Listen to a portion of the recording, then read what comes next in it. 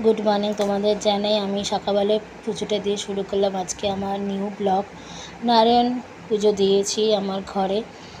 আমি, আমার মেয়ে, আমার মা, আমার বাবা, আমার বান্ধবী, আমার সকলে মানে আমার যা সবাই ছিল আমার সাপোর্টে। আর ইনি ঠাকুরমশাই স্বপনদা, আমার বাড়ি মানে ফ্যামিলিরই ঠাকুরমশাই।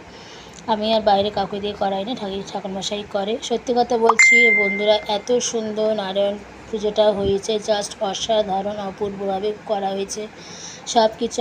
আমার মা, আমার চা, আমার দাদা, আমার বান্ধবী, আমার হাজব্যান্ড, এরা সবাই মিলে আয়োজন করে দিয়েছে।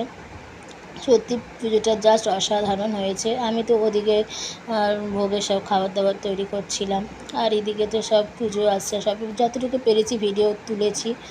আর ক্যামেরাটা আমার বন্ধুর হাতে ছিল।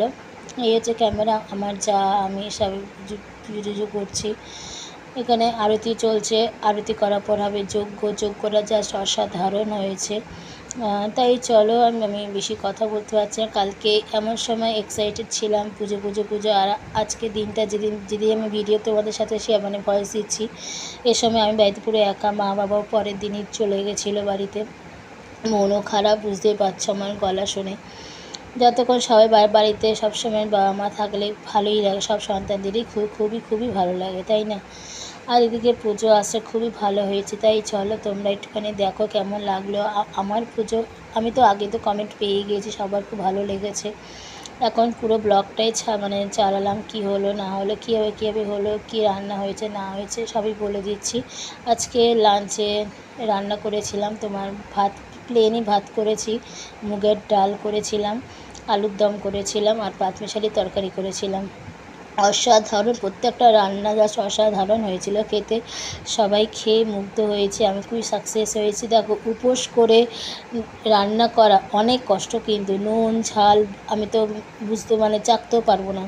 সব কিছু ভগবানের ওপরে দিয়ে দিয়েছিলাম, যে সবই তোমার ওপরে আমার ভরসা আছে। নুন ঝাল মিষ্টি যা যা লাগা তোমার মতন করে তুমি আমাকে করিয়ে নিও, কারণ আমি তো চেটে দেখতে পারবো না, কারণ আমি পুরো নির্জলাভাবে আছি। যতক্ষণ না আমার নারায়ণকে ভোগ প্রসাদ দিতে পারছি, লোককে খাওয়াতে পারছি, ততক্ষণ আমি খেতে পারবো না।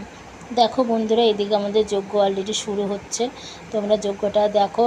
আর ভগবানকে ডাকি যেন সবার মনের কামনা যেন পূর্ণ হয়, যারা কাজ করছো সবার কাজ যেন সফল হয়, সফলতা আসে, এটাই আমি প্রে করি। আর আমার পাশে তোমরা আছো আমি জানি, থেকো আর সাপোর্ট করো। সাপোর্টটা ঠিক বলা উচিত না, এটা হচ্ছে বন্ধুত্বে হাত বাড়ানোটা খুবই দরকার।